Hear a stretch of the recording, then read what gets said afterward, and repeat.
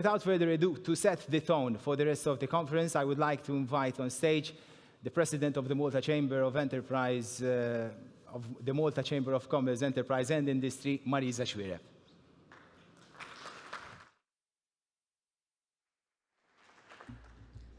Good morning. Thank you all for taking the time to join us this morning. I feel here I'm standing with one foot on one pillar and the other on the other, because apart from being president of the Malta Chamber, I also happen to sit on the board of governors of MCAST because of my involvement in the chamber. I was asked to join the board about a year and a half ago, and I have to confess, I wasn't particularly excited at the prospect, because the impression I had of MCAST from where I stood, from industry, was not very exciting, and therefore I said, look, go, see how it goes, learn, offer whatever support you can also through the chamber, and maybe you'll change your mind. So this is the spirit with which I approached MCAST. And I have to say that I did change my mind on a number of things. I take you a little bit back. I started working in industry 24 years ago. It was a time when vocational education was completely out of the window. Trade schools had been closed. In manufacturing, we had a number of young people knocking our doors every day, early school leavers looking for a job. So we had developed very good ways of testing them for their aptitudes, training them in-house, sometimes sending them abroad for technical training. And many of those are still working with us today. When MCAST opened 20 years ago, it was a ray of hope for industry. Finally, we've realized as a country that vocational education is important. What happened in the next few years was those early school dropouts stopped knocking on our doors. They started coming to MCAST instead. But many of them did not find their way back in industry somehow. So they started taking up courses in other areas, because of course MCAST has always offered quite a wide array of courses, and still does today. I mean, close to 200, if I'm not mistaken. In all this, industry was virtually absent. And what I've seen when I've joined the board of MCAST was that MCAST knew very little about industry, and industry knows very little about MCAST. And what we're doing today as a chamber together with MCAST is actually trying to bridge this communication gap. We need to see more industry on the MCAST campus. We need to see more leaders in industry coming here to deliver their experiences, their technical know-how. We need to see more students taking up apprenticeships in industry. I think in industry we need to realize that, of course, MCAST and the local student population will not solve all our labor shortage problems. It's a question of numbers. If we're lacking X thousands, there aren't X thousand students available to develop.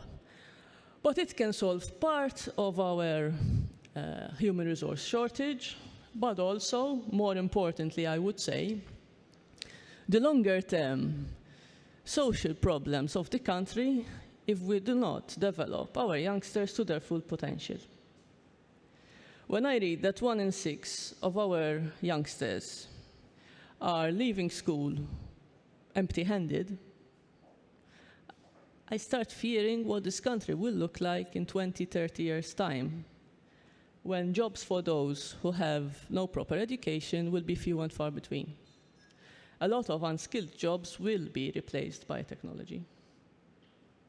So I think we have a dual duty as industry. The first is, yes, to address our labor shortages using those resources that are closest to us. So we make a lot of effort to bring people from all over the world to fill in the gaps we have.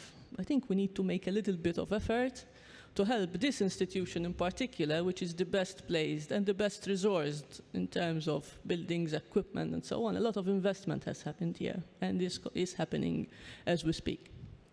We need to make the effort to capitalize on this and to help them as much as we can to develop these resources to the best of their potential. We have to make sure that no one gets lost in this process. We cannot afford to lose young people because we're taking shortcuts with recruiting third country nationals. I mean, we still need third country nationals. Let's not be under an illusion that we can solve all our labor shortages through MCAS, as I said before, but we can solve quite a few of them. On MCAS side, I think the doors are ajar. They need to be opened wide now for industry to be able to come in here, to contribute as a partner,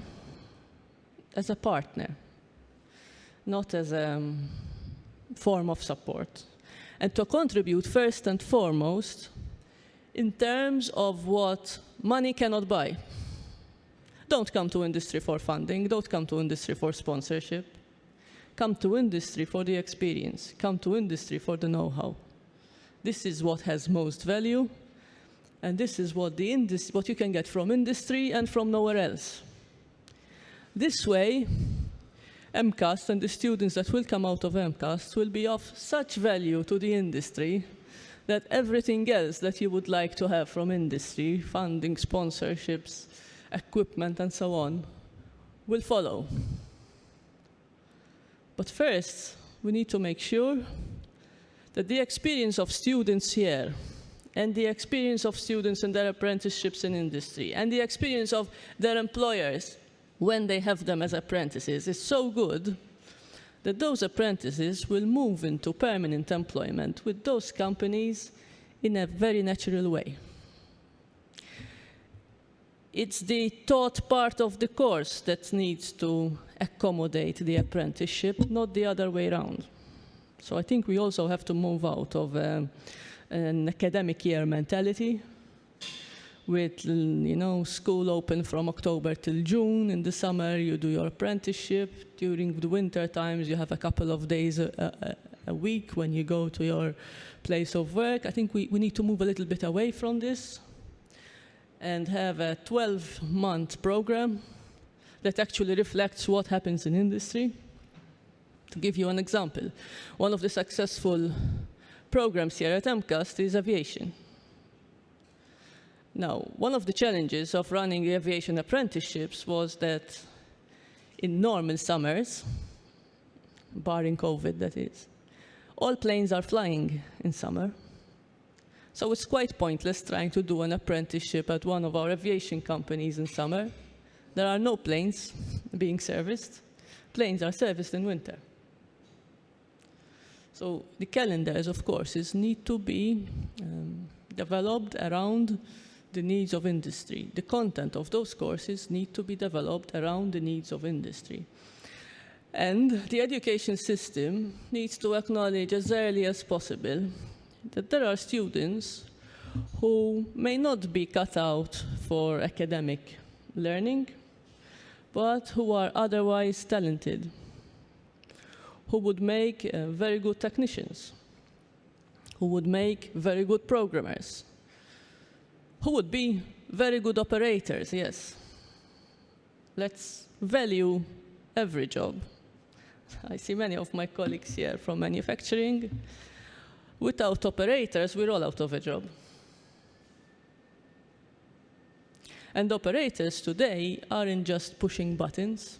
There's so much technology in the machines they're using that they really need to be trained. Specific skills, digital skills. And this is what MCAS's main mission needs to be. Unfortunately, I think over the years, MCAS has also been a little bit used and abused to fill in other gaps in the education system, Today, 1/3 of the student population of MCAST is following courses at level 1, 2, or 3, courses that are of secondary level. I don't think that is what MCAST should be for. Another third are following courses of a higher education level, level 6, level 7 courses. Again, it's great that you can get a master's from a vocational institution, but the main focus needs to be the levels 4 and 5, for which MCAST was originally created and where we have the biggest shortages in industry. And if students come here at level 1, 2, 3, if they don't proceed to level 4 and 5, then they've come here for nothing really, because they've come here for something that they could have got out of school. So we need to make sure that whoever joins MCAST actually comes out of here at least with a level 4 certification. And what this means is that if we have students who have not thrived in a classroom environment in their secondary school, let us not illude ourselves that they will thrive in a classroom environment here at MCAST. So whoever comes here at level 1, 2, 3, his course content needs to be predominantly applied, predominantly in industry. If these students haven't learned to read or write in 12 years of schooling, I don't think their motivation towards learning to read and write is going to be greater because they are at MCAST. I think their motivation will be greater if they find that they are useful at other things by being engaged with industry and finding that, you know what, I'm good with tools. So this is my message here. Try to have industry involved at all levels from day one. And my message to industry is, please, do your bit. Otherwise, we will be a talk shop, even as industry. If we continue complaining that we don't get the right students from MCAST and do nothing about it ourselves, we will never get there. So let us all shoulder the collective responsibility that we have to build our industries and to build them from the foundations, from education. Industry needs to be very present here. You have to doubt whether this is a school or an industrial environment when you walk in here. And then we would have made it. And I have faith that we can make it if we have this open dialogue and if we don't get lost in those issues that are also flustering a little bit our education systems at lower level. We might need to think out of the box. We might need to say, look, we need to have lecturers coming from industry here. And we might need to bypass collective agreements to do this. Let's ask companies, instead of giving us funding or sponsorships, giving us hours of teaching time and sending their best technical people here or receiving MCAST students at their facilities to give them first-hand teaching in those technical skills that, with all due respect to everyone, lecturers who have never been in industry cannot transfer because they don't have them themselves. So I have all respect for teachers of all sorts. And of course, the theoretical component is relevant and needs to be there. But it is the practical component that will make a difference in industry and that will distinguish this institution from any other educational institution that we have in the country. So I hope I've set the tone for the rest of the morning. Thank you.